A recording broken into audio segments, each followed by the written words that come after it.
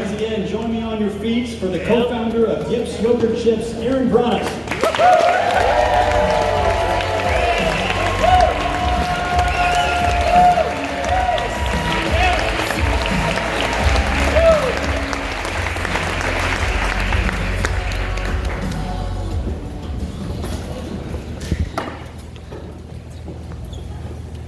I'm Erin Vranas, co-founder and head Yipster at the revolutionary new snack company, Yips Yogurt Chips.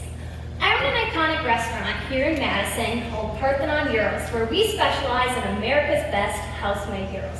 And one of the secrets that makes us the best is that we craft our own rich and creamy probiotic Greek yogurt, which I eat obsessively every single day. And I was inspired to create a new snack during really long days running the restaurant, taking business class at UW-Madison, sitting on a bunch of industry boards, and basically stretching myself to the max. I wasn't finding time, and so I was always looking for indulgent snacks that still had healthy, functional ingredients to keep me going, but I was mostly finding unhealthy potato chips, or boring nuts, or energy bars, which are really candy bars in disguise. Tooting my own horn here, but I'm a big Greek yogurt geek who makes kick-ass Greek yogurt bowls. And I try bringing my yogurt with me to snack on during the day, but eating with a spoon while on the run is super inconvenient. Plus, it's not like I can carry a fridge in my backpack. So, we did the next best thing and magically made yogurt into chips to make yogurt eating easier and much more fun. Introducing Yips Yogurt Chips, the first chips made from real probiotic Greek yogurt, no fridge required. We launched in 2021 and are currently found online at yipsyogurtchips.com and in several stores across the US. Imagine a super healthy Greek yogurt bowl with all your favorite toppings packed into sweet, crunchy chips. We slowly freeze dry our yips to retain their superfood nutrients, lock in their mouthwatering flavor, and give them an addictive crunch. Yips are probiotic, prebiotic, gluten-free, non-GMO, and grain-free, and with a 9-month shelf life, now you can eat your yogurt anytime, anywhere, with no fridge or spoon required, and no compromise between health, convenience, and taste. We've been feeling the love since the very beginning. Before Yips even officially launched, we were semi-finalists in Foxtrot Market's nationwide Up-and-Comers Awards, which landed us on all Foxtrot shelves across the US right off the bat. We've also had several great features in local and national publications, such as our feature on the cover of the national publication, Prepared Foods magazine.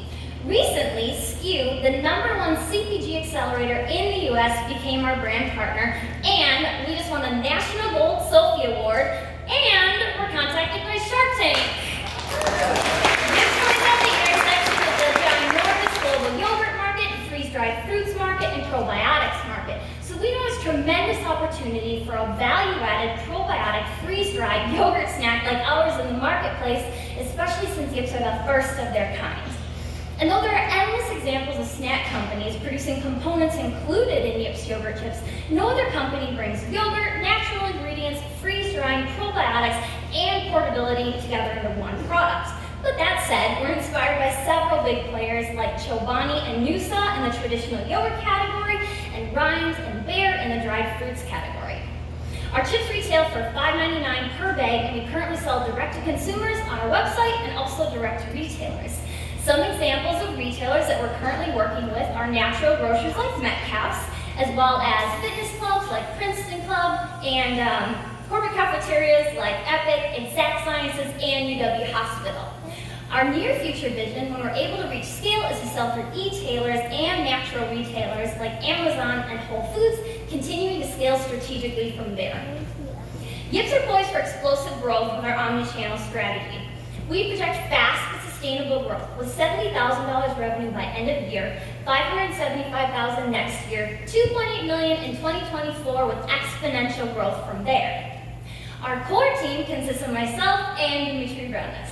We're both proven operators who own a super successful restaurant, and our complementary personalities, scrappiness, and ability to execute creatively and quickly make us uniquely qualified to propel Yips to a successful future.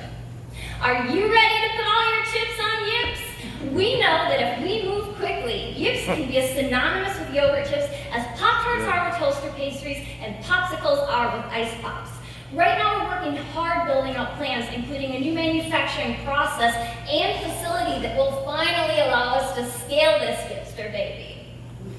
We understand also the powerful team to take Yips yogurt chips to the top, and we're ready to make that happen. If you want to be a part of this market-disrupting snack revolution, let's talk.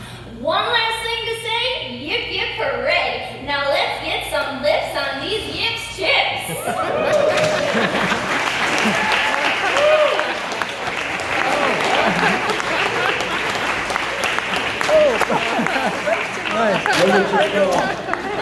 Okay.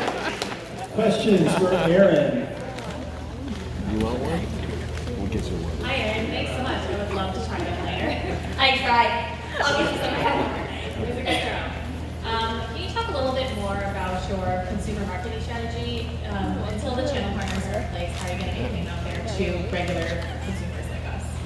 Until the channel partners are in place, sorry. How are you going to get your branding out to regular consumers? Right now we're focusing a lot on social media, and one of our strategies too that's been working really well is this corporate cafes. So like I mentioned, right now we're in Epic, we just got into Exact Sciences, we're in UW Hospital, and so that's a lot of our target market. And so what we're finding is that they're getting them from their employers. Also, we're going to target them to Googles and Facebooks, and then they're looking for us on the shelf. We've also heard of people taking pictures of the back of because there's a QR code there, and then going to our website. So focusing on the social media right now, focusing on the corporate cafes, and then obviously continuing to strategically build the brand from there. And then once I have more marketing dollars, we'll pump it. Hi, thanks so much. My question is maybe more generic, which is, what's holding you back from scaling this faster and bigger? Like, what are the maybe top 2 or 3 things that you feel like you need to unlock for this to really grow much faster? Manufacturing, and manufacturing. So we originally had a plan where we were going to get this manufactured by contract manufacturers. Well, since we're the first of our kind, we went to endless contract manufacturers, and though we did trials and R&D and all of that, they just couldn't make it work.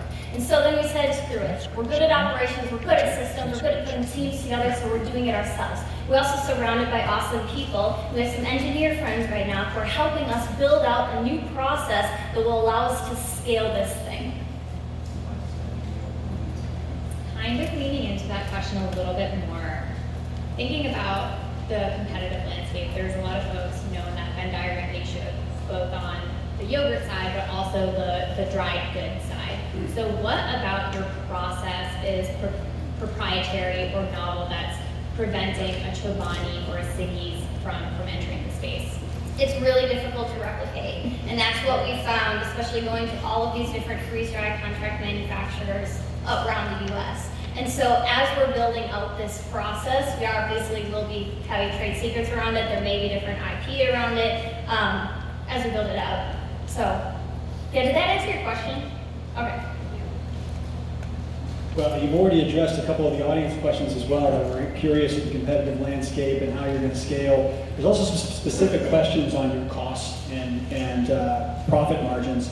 Are you able to share what the profit margin per bag is at $5.99? Yeah, let's do it. Okay, so I'm going to give you the now profit margin and then the very near future profit margin. So right now our costs are really high because everything is very manual. We're still making these things by hand. So our cost is $3 per bag, and our margins right now, D2C are 50%, and then B2B are 25%. Once we can move into this next phase, though, we expect our cost to drop from $3 per bag down to $1.75 per bag and continue dropping from there because we're going to take advantage of the economies of scale and buy pallet sizes rather than, pouch sizes essentially.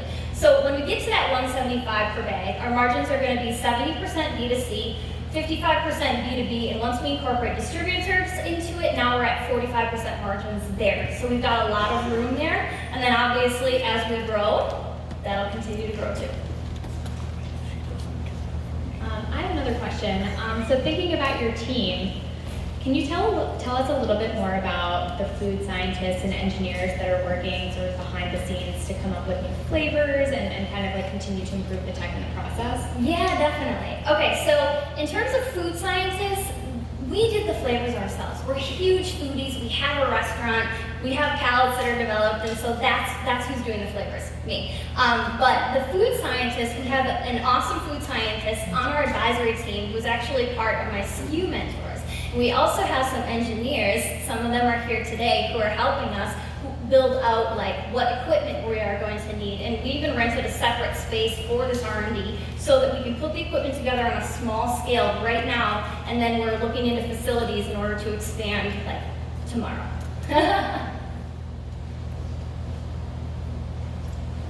I'm kind of curious for some more details around what manufacturing you need to build, and is this more of a function of repurposing existing CM infrastructure, or do you really need to like build new machines from scratch?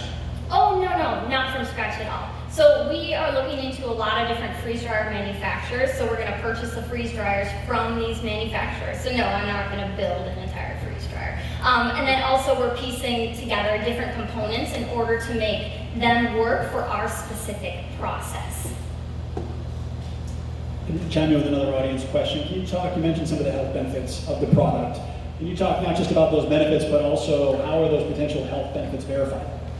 Yeah, okay, so we actually had a lab do verification of the probiotics that are left over in our product, which is super cool. The thing about prebiotics is that it's prebiotic, right? So you've got the honey, you have the fiber and things like that, and that feeds the probiotics. But the probiotics that we use, they actually survive our process. And what's cool about that is that the freeze drying process won't kill them off because you drop it down to a really low temperature and you slowly heat it up just a tiny bit so it doesn't destroy the nutrients or the cultures inside of there. And so they reconstitute when they're introduced to your mouth, to your body, to that warm, juicy environment. And yeah, does that answer your question? Yeah, we're good, and we're at time. So one more round of applause for Erin.